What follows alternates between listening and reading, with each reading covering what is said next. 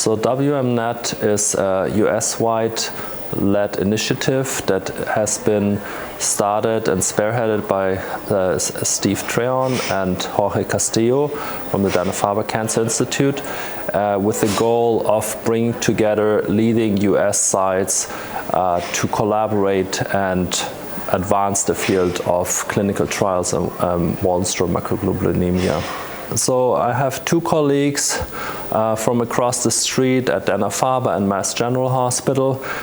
They have also investigator-initiated studies, such as the EPCO study, which are really studies that are designed by the clinical investigator and not by the companies. And one of the studies that we're excited to open is called the so-called ZEBRA study. It's with Zanubrutinib, bendamustine, and Rituximab. And this is for patients with newly diagnosed Waldenström. And then there's another study with Rituximab. There's the CD19 antibody drug conjugate that Dr. Shiner Sarosik from Dana-Farber is going to lead.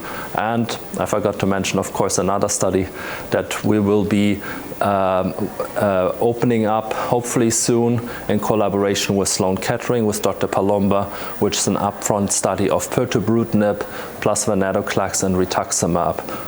So for treatment-naive patients with Waldenström.